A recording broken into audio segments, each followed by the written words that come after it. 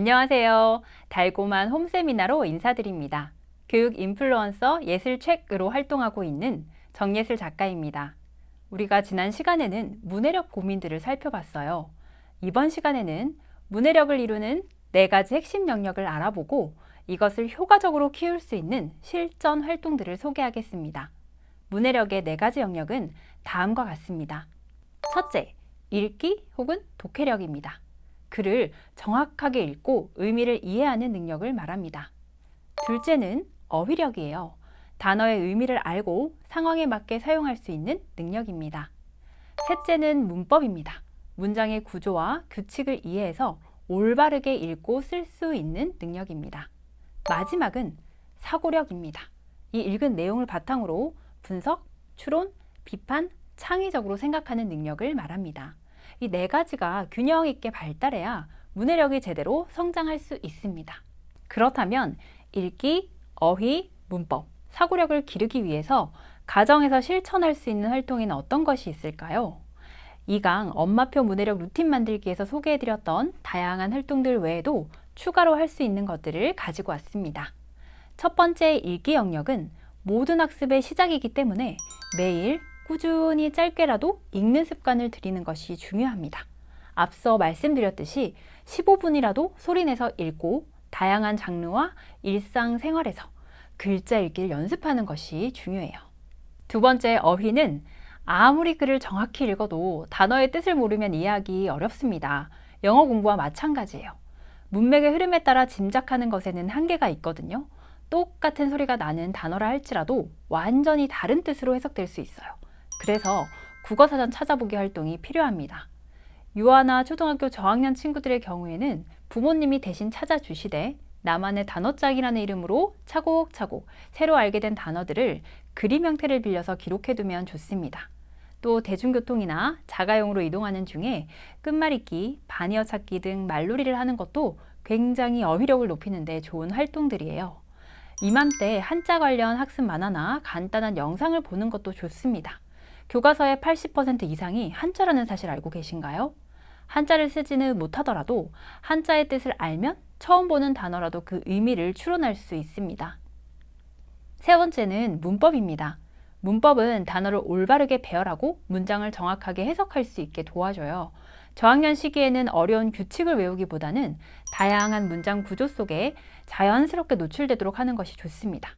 예를 들어 같은 뜻을 다른 말로 표현해 보거나 주어와 서술어를 바꿔서 문장을 만들어 보는 말놀이를 해보세요. 이야기가 재미있었어요 라는 문장에서 이 재미있었다는 표현을 흥미로웠어요, 기발했어요 등으로 바꿔볼 수 있어요. 또 고양이가 쥐를 잡았다 라는 문장을 쥐가 고양이에게 잡혔다 와 같이 주어와 서술어의 위치를 바꿔볼 수도 있겠죠. 이런 경험이 쌓이면 말을 하거나 글을 쓸 때 문장이 훨씬 매끄럽고 명확해집니다.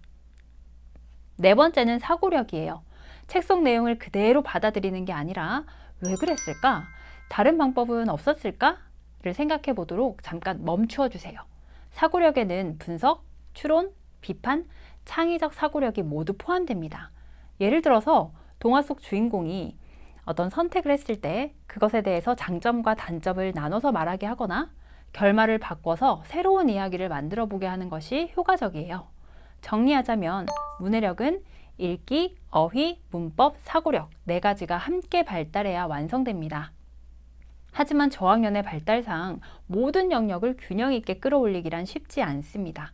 그래서 능률 달고만 문해력 시리즈에는 어휘, 문법, 독해, 사고력 이 모든 것을 기를 수 있도록 교재를 제작했어요.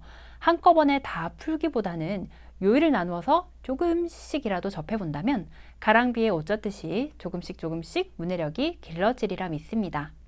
또 너무 문해력에만 초점을 맞추기보다는 전반적인 기본생활 습관과 태도를 바르게 하는 것으로 시야를 확장해 볼 필요도 있습니다. 결국 바른 습관과 태도가 학업 능력과도 연결이 되기 때문이에요. 장기적인 목표를 세울 수 있는 보물지도 혹은 비전보드를 만들어보고 도장을 찍거나 스티커를 붙이는 형식으로 단기적인 목표 성취를 경험할 수 있게 해주시면 좋습니다.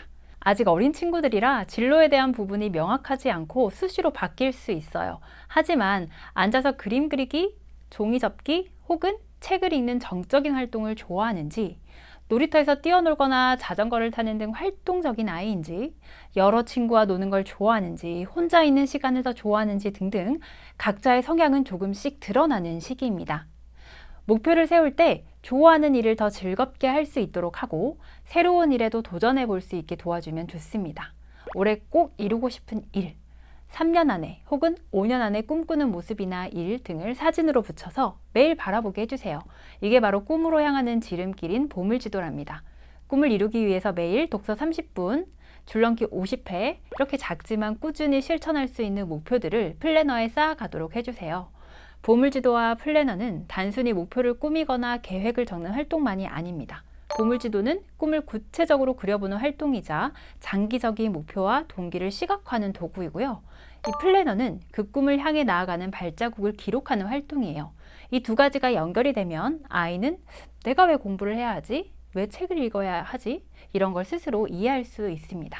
아이의 문해력뿐만이 아니라 궁극적으로 추구해야 할 인생의 의미와 꿈을 응원하면서 하루하루 함께 성장하길 바랍니다. 감사합니다.